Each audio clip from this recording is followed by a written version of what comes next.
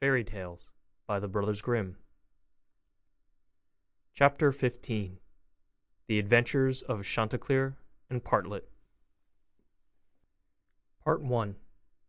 How they went to the mountains to eat nuts.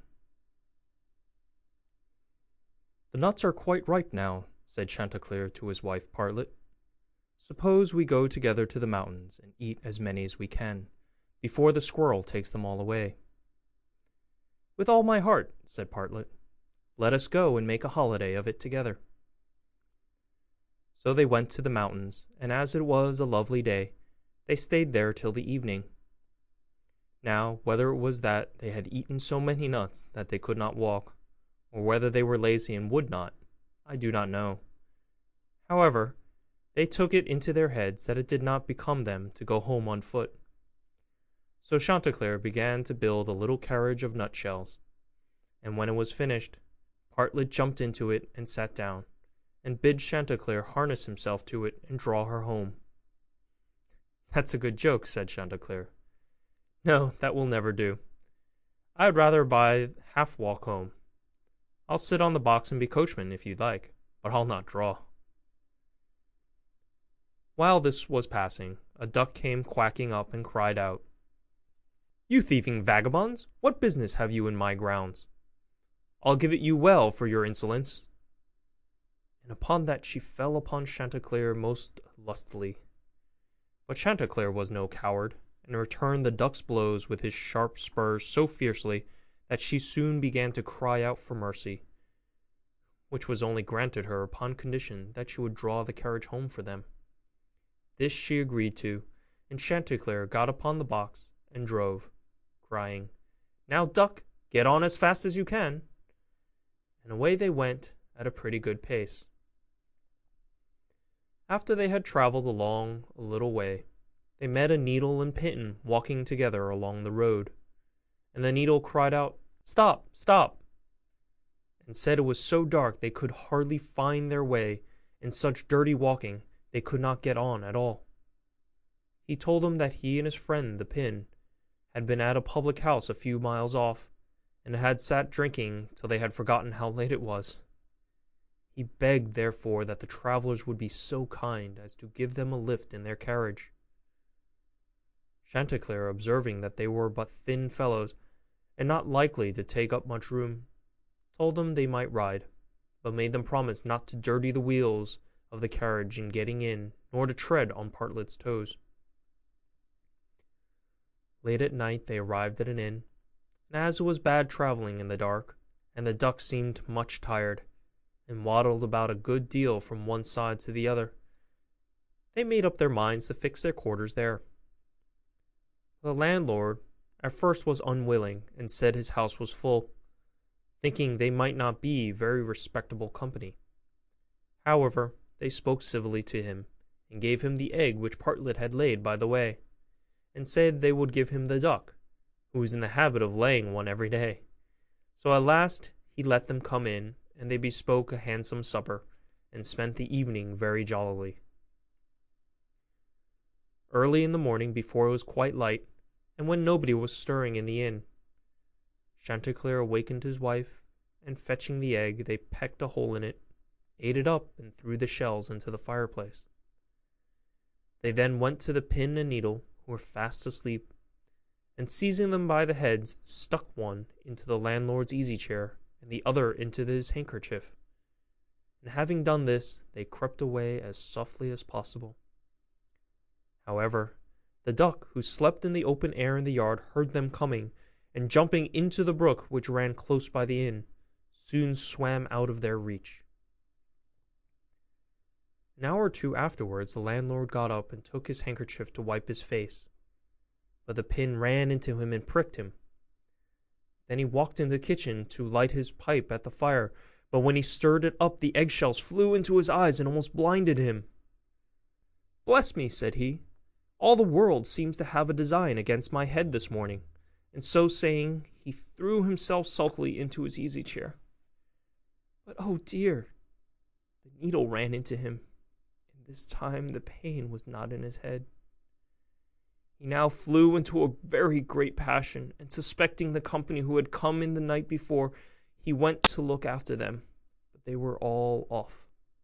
So he swore that he never again would take in such a troop of vagabonds who ate a great deal, paid no reckoning, and gave him nothing for his trouble but their apish tricks. End of part 1. Part 2. How Chanticleer and Partlet went to visit Mr. Korbes. Another day, Chanticleer and Partlet wished to ride out together. So Chanticleer built a handsome carriage with 4 red wheels, and harnessed 6 mice to it. And then he and Partlet got into the carriage, and away they drove. Soon afterwards a cat met them, and said, "Where are you going?" And Chanticleer replied, "All on our way, a visit to pay to Mr. Korbes the fox today." Then the cat said, "Take me with you." Chanticleer said, "With all my heart, get up behind, and be sure you do not fall off. Take care of this handsome coach of mine, nor dirty my pretty red wheels so fine. Now, mice, be ready, and wheels run steady, for we are going a visit to pay to Mr. Korbes the fox today." Soon after came up a millstone, an egg, a duck, and a pin, and Chanticleer gave them all leave to get into the carriage and go with them. When they arrived at Mr. Korbes' house, he was not at home, so the mice drew the carriage into the coach-house. Chanticleer and Partlet flew upon a beam. The cat sat down in the fireplace. The duck got into the washing cistern. The pin stuck himself into the bed-pillow, and the millstone laid himself over the house door, and the egg rolled himself up in the towel. When Mr. Korbes came home, he went to the fireplace to make a fire, but the cat threw all the ashes in his eyes.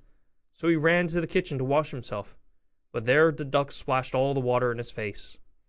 And when he tried to wipe himself, the egg broke to pieces in the towel all over his face and eyes. Then he was very angry, and went without his supper to bed, but when he laid his head on the pillow, the pin ran into his cheek. At this he became quite furious, and jumping up, would have run out of the house, but when he came to the door, the millstone fell down on his head and killed him on the spot. End of part 2. Part 3. How Partlet died and was buried, and how Chanticleer died of grief. Another day Chanticleer and Partlet agreed to go again to the mountains to eat nuts. Then it was settled that all the nuts which they found should be shared equally between them. Now Partlet found a very large nut, but she said nothing about it to Chanticleer, and kept it all to herself. However, it was so big that she could not swallow it, and stuck it in her throat. Then she was in a great fright, and cried out to Chanticleer, "Pray run as fast as you can, and fetch me some water, or I shall choke." Chanticleer ran as fast as he could to the river, and said, "River, give me some water, for Partlet lies in the mountain, and will choke by a great nut." The river said, "Run first to the bride, and ask her for a silken cord to draw up the water." Chanticleer ran to the bride, and said, "Bride, you must give me a silken cord, for then the river will give me water, and the water I will carry to Partlet, who lies on the mountain and will choke by a great nut." But the bride said, "Run first and bring me my garland that is hanging on a willow in the garden." Then Chanticleer ran to the garden, and took the garland from the bow where it hung, and brought it to the bride, and then the bride gave him the silken cord, and he took the silken cord to the river. And the river gave him water, and he carried the water to Partlet. But in the meantime she was choked by the great nut, and lay quite dead, and never moved any more. Then Chanticleer was very sorry, and cried bitterly, and all the beasts came and wept with him over poor Partlet. And 6 mice built a little hearse to carry her to her grave, and when it was ready they harnessed themselves before it, and Chanticleer drove them. On the way they met the fox. "Where are you going, Chanticleer?" said he. "To bury my Partlet," said the other. "May I go with you?" said the fox. "Yes, but you must get up behind, or my horse will not be able to draw you." Then the fox got up behind, and presently the wolf, the bear, the goat, and all the beasts of the wood came and climbed upon the hearse. So on they went till they came to a rapid stream. "How shall we get over?" said Chanticleer.